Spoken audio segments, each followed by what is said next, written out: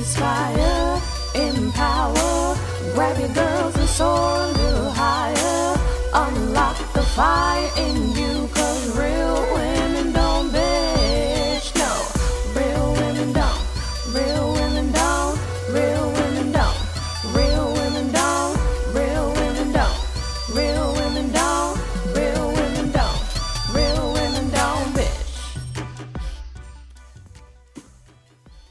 Hey, thank you for joining me on the Real Women Don't Bitch podcast. This is your proud host, August Crenshaw, aka Mrs. Raw, Real, and Relentless. I am the #1 advanced mental conditioning specialist for entrepreneurs because building mental muscle is necessary in order to implement successful business strategies.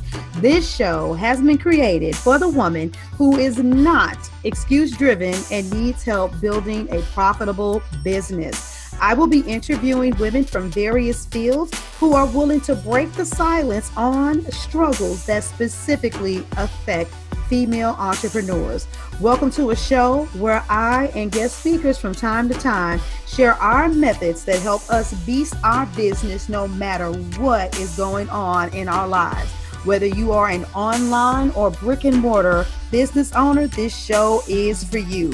We will hit every angle, personal, professional, and spiritual.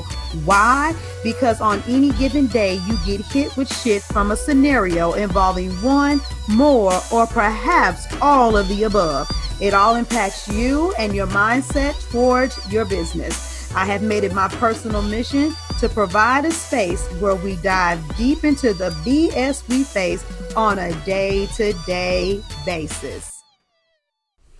Hey, ladies. Oh, God, don't you hate it when I go ahead and put that warning out that this is like a straight up rant podcast, or that is pretty much going to elevate to that. You guys know I'm going to get in one of those zones. Yeah, I hope you're loving it by now. Hey, if you listen to the podcast, then if anything, me putting that disclaimer out there makes you want to listen even more. You're like, oh, snap, here goes August. She's at it again.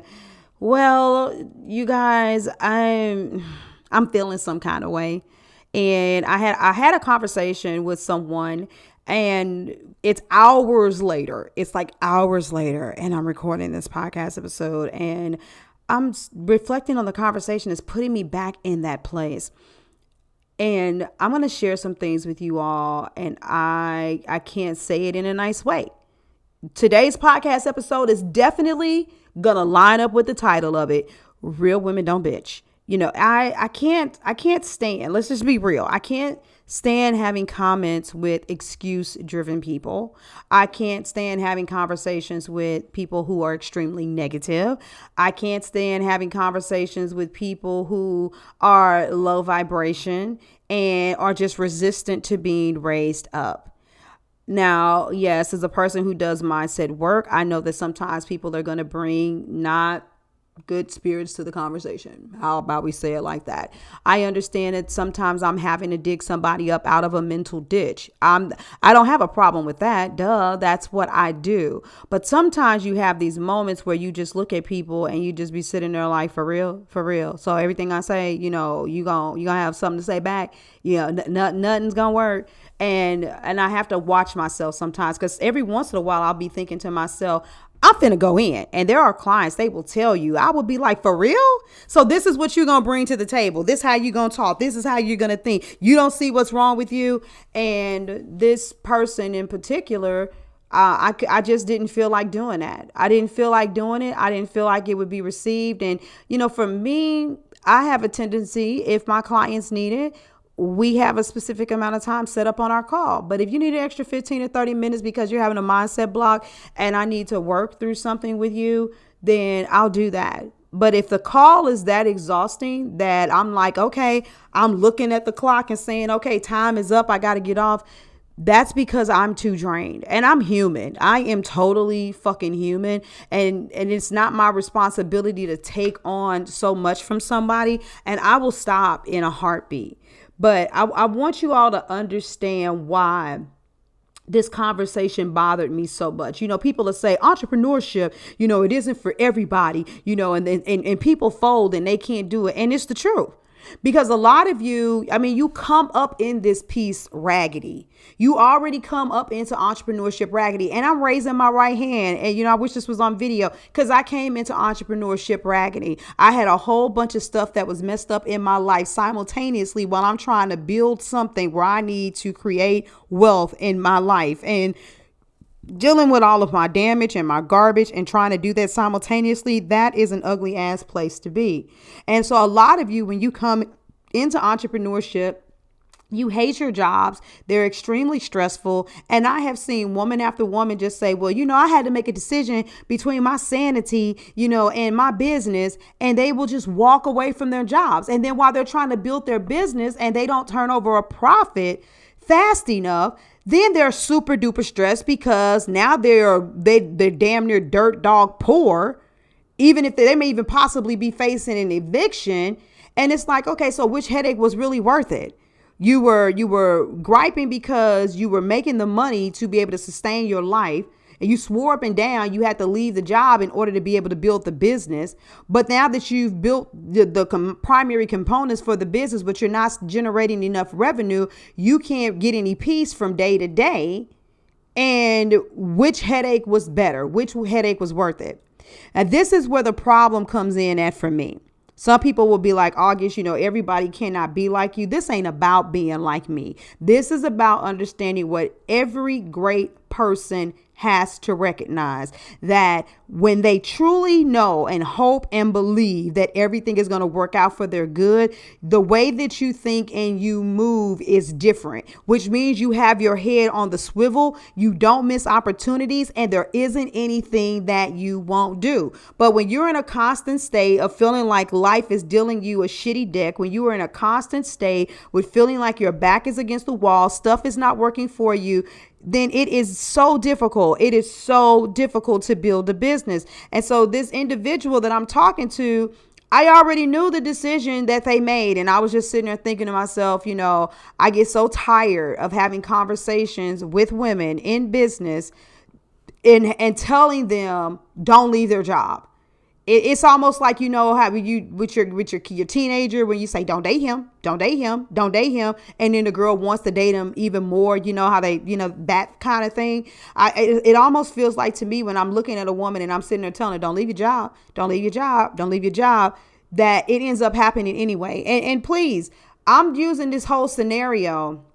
I'm not totally judging this person. I know they're going to, they're probably going to listen to this podcast, but there are components of this that apply to you guys. And some of these don't necessarily 100% apply to her, but this whole scenario has me looking at everything. And that's why I'm talking about this. And so hopefully that person will have enough grace in their spirit to understand which parts of this really applies to them and which parts do not. That's the biggest thing that I want to drill home. But what I find a lot of people do, because I work with like a lot of spiritually intuitive people, my woo-woo folks, and they don't even realize that they will use God or the universe or something to be their reason for deviating the sound advice. Oh, I prayed and I could just feel it in my spirit. And, God wanted me to let this go so that I could be able to build this business. And I'm like, okay, well, if you're going to put it on there that God told you to let that go, then God is also going to give you an increase somewhere else. Don't be putting out that woo-woo stuff. And then when God don't deliver, things don't look right. And if you really truly believe that, like for real, I'm saying this for real. Even if you at your lowest point, if you truly believe in God while you sitting and you waiting, like if you like Elijah sitting next to the water and the birds bringing you bread, you really are going to believe that God is going to provide for you. You will have the energy to get up and walk and move like he did when he walked and moved to the widow, and you will do what you're supposed to do. Or you'll be like the widow who thought she was going to die, and Elijah says, cook some bread, and as a matter of fact, give the first piece to me when you already doggone near starved to death. death for the windows of heaven to open up. And if you do exactly what you're supposed to do, for God to come back and bless you. Now, some of y'all might be like, what in the world is she talking about? Just research Elijah, Elijah, in the Bible, in the story of the widow. Because even if you're not Christian, the metaphorical value of that story is extremely high. But my thing is that regardless of how crazy it might have been living for so long in solitude, Elijah kept on moving. He kept on doing, and he did not lose his sight of his purpose. Now, I'm not saying that he didn't go through things, but he came to the table ready to go. And so anyway, I had this conversation, with the lady. She's like, oh my God, you just don't know how bad things are for me right now. The only thing I have in my, refrigerator, is a light bulb. And I'm like, okay, so you paying me to coach you, but you don't have any food. And you're doing everything you can. You said you can't even rob Peter to pay Paul. Peter's looking at you like whatever. And Paul, that's a whole nother other story. And so as I'm like, okay, but look, we're not getting ready to talk business strategy and any of those things. Where's your head at? What are you thinking? What have you tried? Because we've already been having conversations about, this person finding a job, doing these different things and so on and so forth. And so at one point I just asked a simple question. And I was like, well, what is your plan B? What is it that you can do? Like, or you have a friend, a family member, a friend, a sister, brother, cousin, that you can say, I'm in a situation in dire straits and I'm going to need to sleep on your couch because maybe they don't have, an extra room or whatever. And it's just like, no matter what I said, this person already did everything, or everything that I said was not an option. And I remember just saying to her, I wish that I could allow you to hear and to see yourself, because you don't see who downtrodden this conversation is. So I'm like, yeah, well, what about this person? Because I knew that there was somebody in her life that was pretty significant. I was like, what about this person right here? Can't you go stay with them? Oh, no, I can't stay with them. They place is yay big. Okay, well, I ain't talking about you moving all your stuff. I'm talking about you selling everything you have, giving away the rest, cleaning up shop, and only taking the clothes you got on your back and going to stay with them. No, but they place is still only yay big. And I'm like, okay, well, that just means you're going to be sleeping on the floor. But sleeping on the floor is better than being homeless, right? No, see, you don't even understand. The place is only this big. It's only got one closet, and they already got all of their stuff in the closet. I said, nobody give a damn about a closet. Keep your shit in the trash bag and just have it sitting in the place on the floor. And there's not going to be enough room for that person, for me and my daughter and this and that, such and such and such. And I said, okay, well then fine. Leave your bags of clothes in the car and then go down to the car every day and get your clothes and then go in and take a shower. When you finish showering, have a bag of dirty clothes in your car and put your clothes in there. Oh, you're not hearing me. You just don't seem to understand. I said, what don't I understand? Other than the fact, if you can walk around up in that bitch, then there's somewhere for you to lay your head down. If you got to sleep sitting straight up and down, do that as opposed to having to live in a homeless shelter. You're telling me everything that you can't do. What about what you can do? You don't even see that you're saying that you're okay and you're believing for a miracle, but you're not even doing what you can do. How about the fact that there shouldn't only be a light bulb on in your refrigerator because there are food pantries all over the place? Have you been to a food pantry?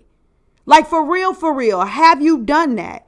And I know some of you all may be listening to this podcast episode like what kind of clients does August have and what are they doing? Well, if y'all listen to the video that me and Latoya did about people being broke and rich broke and people coming to the table and spending money on coaching and, all of these different things to run your business, because when you get lump sums of money, a lot of people are making decisions that we have no control over. They come to us, we coach them, and they already have all of this other baggage. And I don't care what you all say. I have people that I have had them make more money in 6 weeks than some people make in a year. And I've had some clients that have taken almost a year to make that amount of money to get the foundation started. Then after that, they were able to fly. There are too many variables in this thing. And some of you are coming to the game. You don't have any money to invest in any type of marketing team. You don't have a solid brand. You only have an idea. You don't have a good mindset. You don't have good sales sales skills. There are so many things that so many of you all have to develop in order to get the gumption to be able to build a business, that a lot as coaches, we can't say, oh yeah, if you come work with me, I'll transform your life in, 6 months and you won't need me anymore. A lot of times I'm like, hey, you need a good business coach in your life for a minimum of a solid fucking year. But this person made decisions that were beyond my control, and we had all kinds of conversations, and I'm looking at what they spend their money. But the point is, they're so defensive and they don't realize it, because they won't just fucking say, I haven't made the best decisions